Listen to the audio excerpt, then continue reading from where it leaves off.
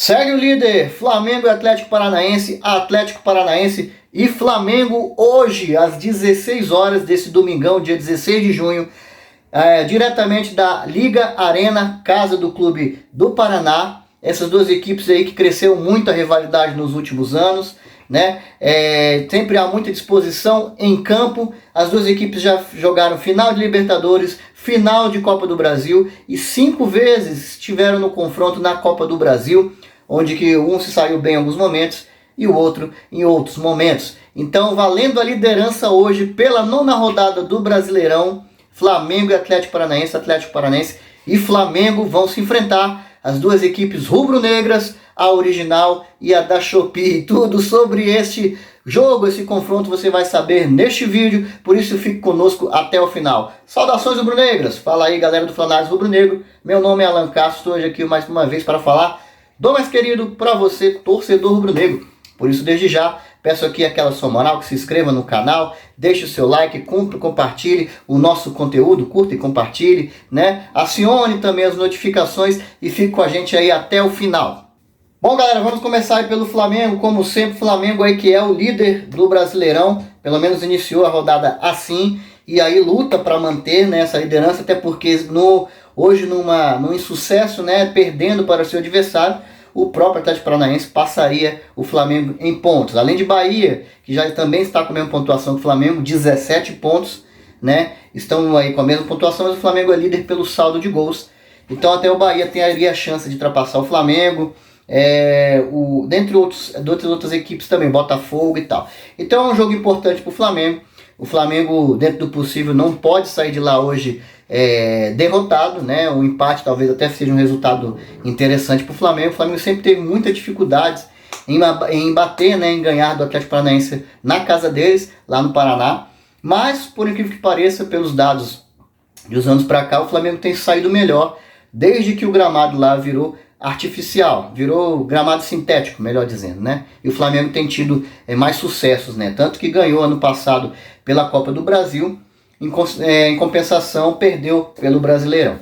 Então é sempre um confronto equilibrado, as forças se equivalem aí, até porque a motivação, né, a rivalidade que se criou nos últimos anos, como os aspectos que eu já trouxe aqui no início, acabam acirrando ainda mais essa partida, né? E vai ter já promessa de casa cheia, né? Uma capacidade de pouco mais de 40 mil pessoas lá na casa do Furacão, e vão fazer, lógico, o seu papel de tentar aí fazer uma pressão e empurrar a sua equipe para frente. Então o Flamengo, que vem de um momento muito bom, vem numa crescente, parece que vai se consolidando cada vez mais o trabalho do Tite, em que pese as dificuldades que está tendo agora com peças, né, com os desfalques que o Flamengo tem, nós vamos falar sobre isso já já, mas o Tite tem conseguido achar aí, aos poucos, né, conseguindo encaixar um pouco melhor o seu sistema.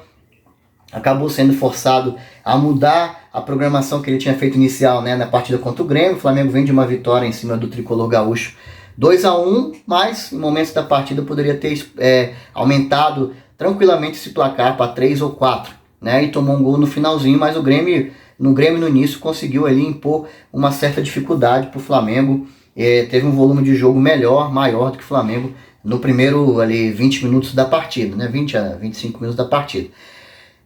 Mas é uma equipe do Flamengo madura, o elenco está sendo testado, está sendo colocado à prova, e o Flamengo vai precisar desse elenco, né? Nessa Copa América, o Flamengo é uma das equipes que mais sofreu aí com desfalques na sua equipe, são 5, né? Todo mundo já sabe, claro, Pulgar e os 4 do Uruguai, Vinha, Varela, Arrascaeta e De La Cruz, que vinha sendo o principal jogador do Flamengo na temporada, é o principal jogador do Flamengo na temporada, e faz com certeza muita falta. Mas o técnico Tite aí conseguiu armar um time um pouco diferente, improvisou o zagueiro Léo Pereira na lateral esquerda, improvisou o Léo Ortiz como primeiro volante. Pode ser que repita essas duas improvisadas, digamos assim, esses dois alternativas que ele criou, até porque na partida contra o Grêmio, logo no início o Flamengo perdeu o Everton Cebolinha e na sequência o Igor Jesus, que é o volante, né, de ofício. E os dois também estão fora dessa partida e se junta aí aos grupos do machucados, Ayrton Lucas e Alan, que ainda não está pronto para retornar. Tudo indica que eles estão sendo preparados, né, seguindo a programação para voltar na outra rodada, na 10ª rodada do Brasileirão, contra a equipe do Bahia, que também está disputando, né, com o Flamengo aí lá em cima no grupo do G4. Então, com isso, o Tite, que também é um desfalque, né, somam-se 10 desfalques na equipe rubro-negra, 5 convocados, 4 machucados e o próprio técnico Tite. Então é um Flamengo com certeza remontado, desconfigurado em relação à equipe considerada titular, a equipe principal que vinha atuando aí durante a temporada.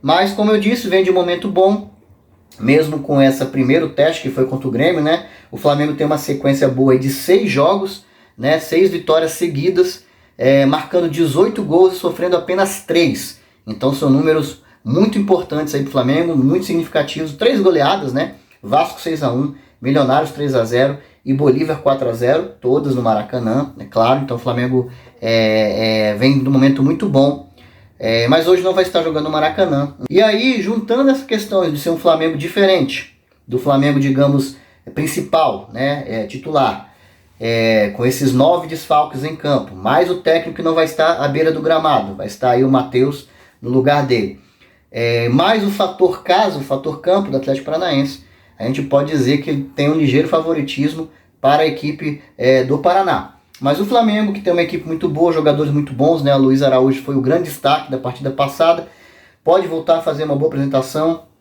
Bruno Henrique ainda está precisando ali melhorar, performar melhor a sua condição física.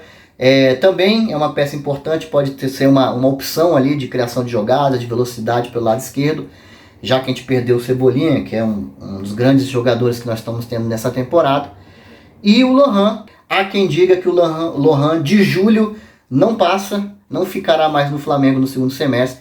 Tem muitos clubes europeus sondando, então em breve, por tudo que a gente já conhece dessa diretoria, dessa, como é que eu posso dizer, abordagem que se tem com esses jogadores jovens, vontade de ir logo lá para a Europa, né, empresário, dinheiro, enfim, vai seduzindo o jogador, então tudo indica que ele não deve ficar, infelizmente, para o segundo semestre. Eu espero que sim, eu espero que o jogador consiga fechar pelo menos esse ciclo dessa temporada. O Flamengo, eu acho que peca muito, porque ele está sempre liberando seus jogadores talentosos no meio de temporada. Isso atrapalha que eles tenham uma sequência e deixa o clube pelo menos com um ano, assim, com títulos, né, com performance, para que fique um legado antes do jogador ir embora, uma história antes do jogador ir embora, né? E para fechar, vou dar o destaque, claro, para Pedro, o nosso grande artilheiro aí do ano, ele que fez 6 gols nos últimos 6 jogos, né? Não conseguiu balançar as redes contra o Grêmio nessa última partida, mas teve chance, teve pelo menos umas 2 boas chances, inclusive uma cabeçada muito boa, a queima-roupa, que o goleiro do Grêmio ali, o Rafael Cabral, conseguiu pegar no reflexo muito rápido, né? Mas mesmo com todos esses problemas, com todos esses desfalques, o Flamengo também é uma equipe forte, é o líder do campeonato, não à toa, e tem tudo aí para conseguir sair do Paraná com pontos, pelo menos 1 ponto, mas eu acredito sim numa possível vitória do Flamengo, levar 3 pontos para casa e seguir na liderança do Brasileirão. Bom, com isso, galera, a provável escalação do Flamengo é Rossi no gol, Wesley na lateral direita e, mais uma vez, Léo Pereira na lateral esquerda. A dupla de zaga deve ficar aí por conta de Fabrício Bruno e Davi Luiz.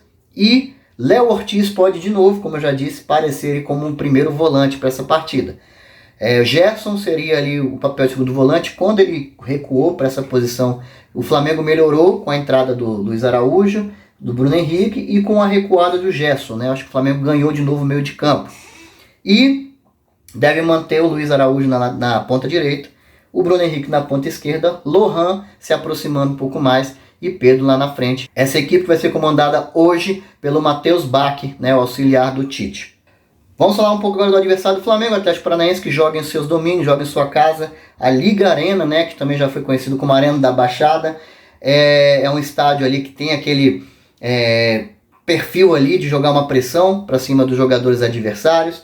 O Atlético Paranaense só perdeu uma vez nos seus domínios nesta temporada, então o desafio do Flamengo hoje não é pouco. Vem embalado porque ganharam do Criciúma, apesar do Criciúma não estar fazendo uma boa campanha no Brasileirão, mas conseguiram uma virada lá contra o Criciúma, 3-1, se eu não me engano, e vem embalado para esse jogo. O Cuca deve manter, né?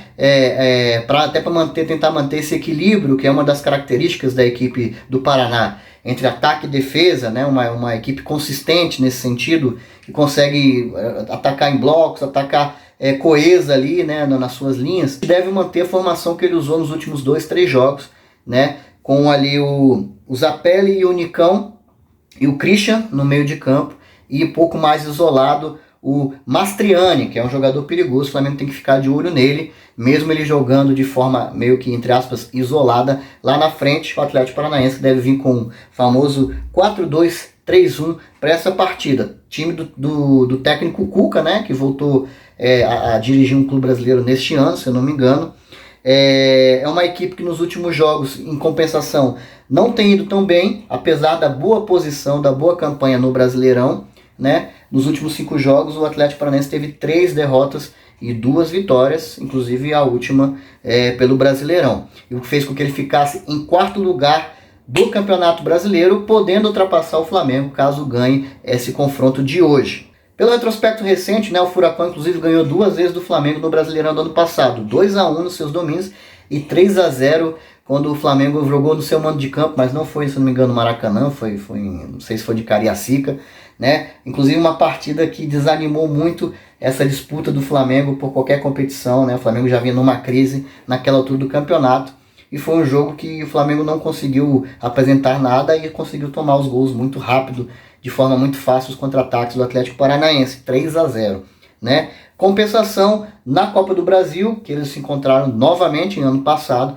o Flamengo venceu os 2 confrontos, 2-1 no Maraca e 2-0 nos domínios do clube paranaense. O Atlético Paranaense também sofreu 2 perdas aí para a Copa América. E tem aí o goleiro Bento, né, que está com a seleção brasileira. Ele sempre joga muito contra o Flamengo, é um bom goleiro, cata muito, um bom reflexo, e já deu assim muito aborrecimento, digamos assim, para os atacantes rubro-negros. Não vai estar na partida de hoje. E nem o Canóbio, que também está com a seleção uruguaia, né, o atacante Canóbio, que é um bom jogador, e sempre entra com bastante movimentação e raça. Era um jogador que daria trabalho com certeza para o sistema defensivo do Flamengo, mas não contam com esses 2, o técnico Cuca. Além disso, Renan Viana e Peterson, inclusive jogador da base do Flamengo, que tinha sido emprestado para o Furacão, estão ainda afastados, estão suspensos. Eu acho que o grande destaque dessa equipe do Atlético Paranaense, até pelo pouco que eu vi, né, é o próprio conjunto, é o time como um todo.